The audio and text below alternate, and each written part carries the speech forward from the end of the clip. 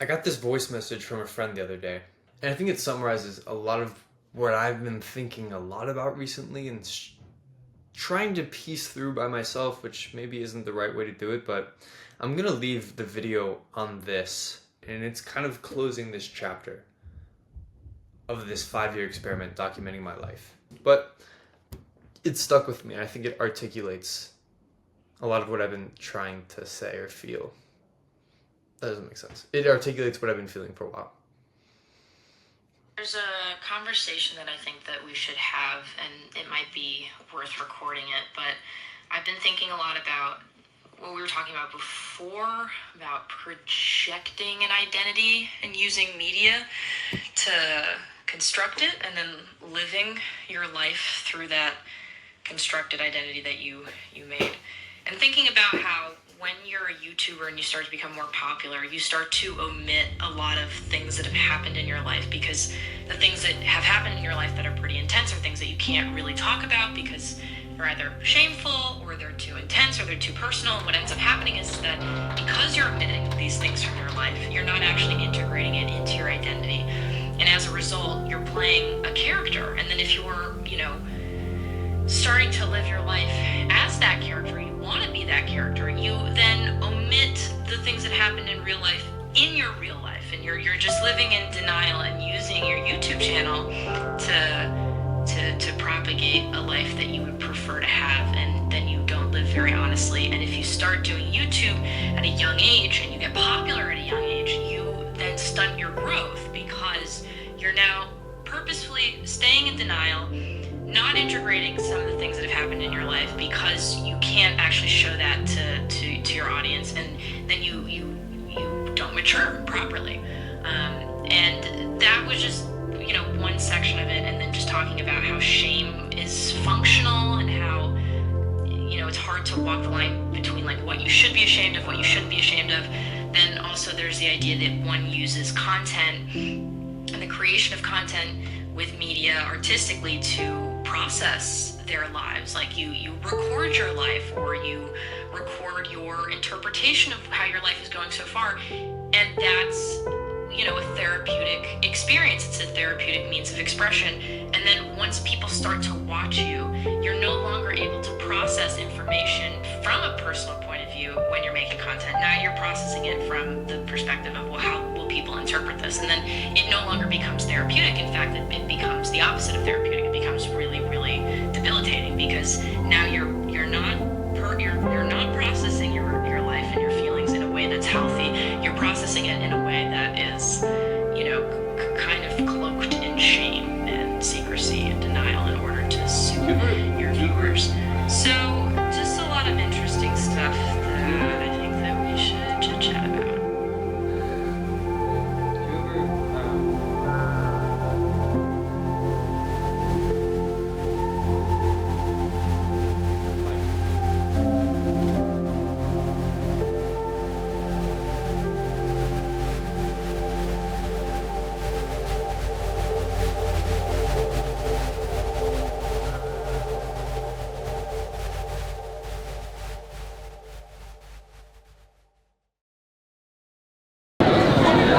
So what do we think?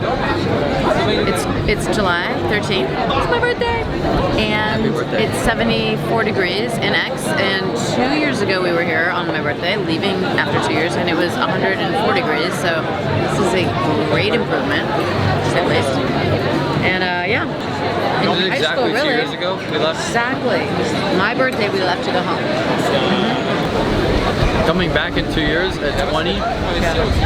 That's gonna be crazy. Yeah. I hope you do. 20? I mean, I'll be here. 20. It'll be 20. Oh, Excuse me. that's so old. 52. I'm just saying.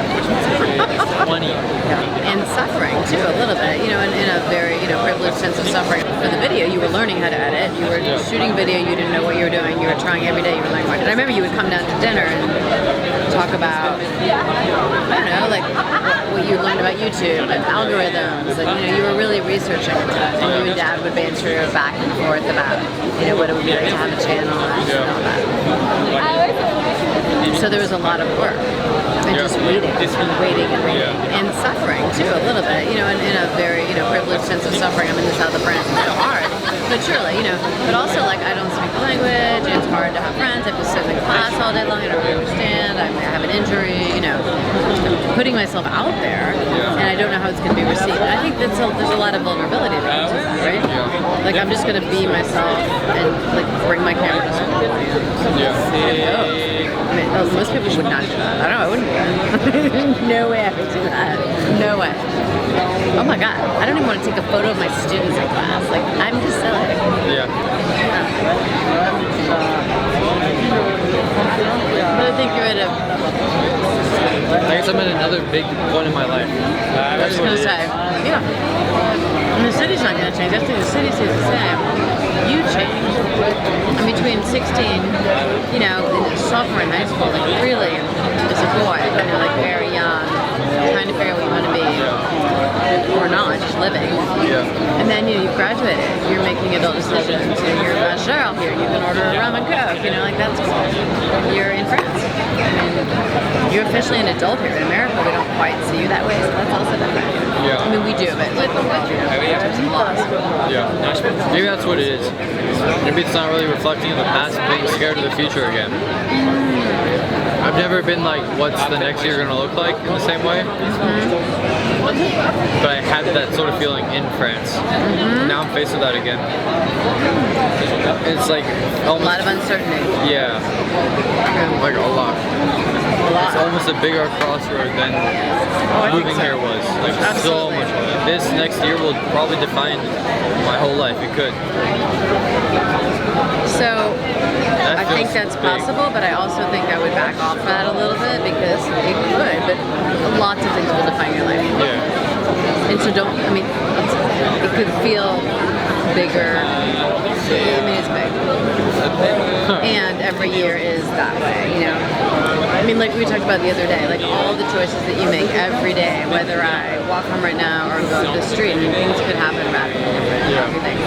And so when you say like next year's going to be huge, that can really freeze people too. It can put you right here, you know, like I don't want to do anything. Yeah. It can kind of freak you out.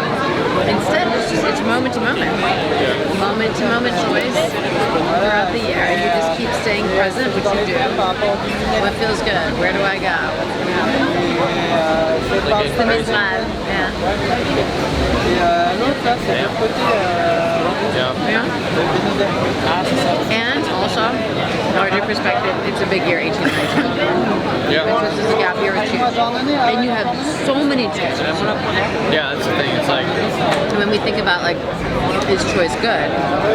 You know, we know that 32 flavors is too much, and most people want chocolate or vanilla.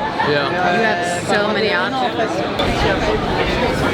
and there's no wrong move. There's no wrong move. That's the thing.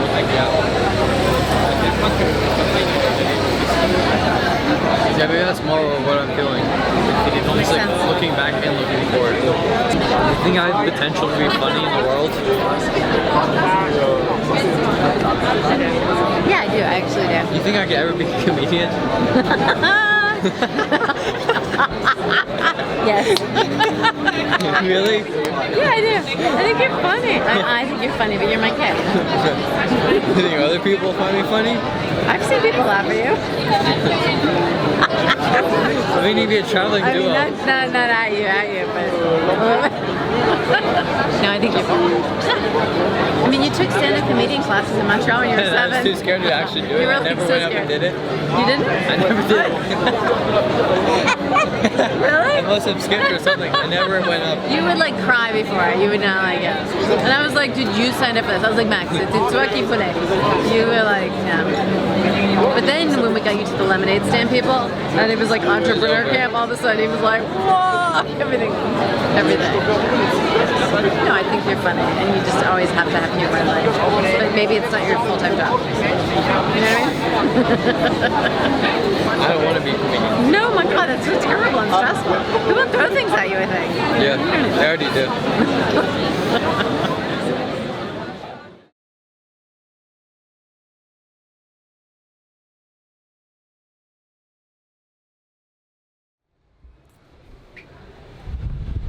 This concludes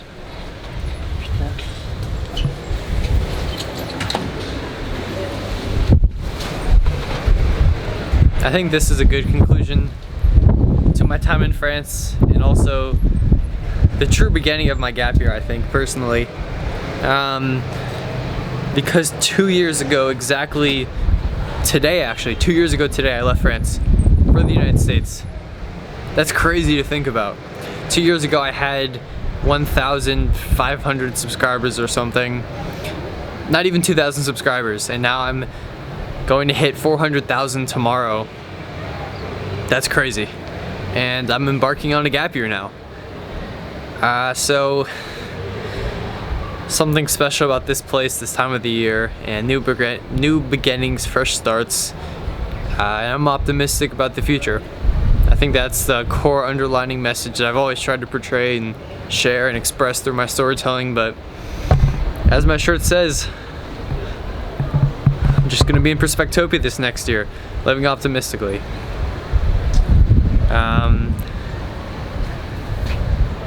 But yeah, I'm excited to share some stories. That's it. I don't want to overtalk, speak too much, but love you guys. Thank you for being here, listening to my stories, and making the world a better place. All right, much love.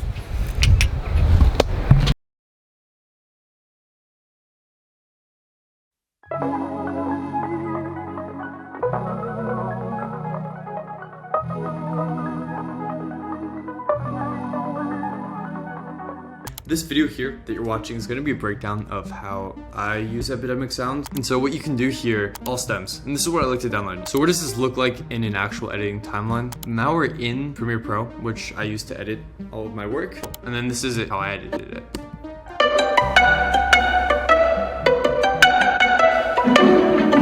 But I kind of matched it up to make it feel like an ending. You could add in other elements, like I could have added in the bass and the drums and stuff. But for this, I was trying to keep it simple, more bare bones. This adds so much more to a scene rather than if it was just the full stamp. It's all stylistic, but I think the cool thing that Epidemic Sound allows you to do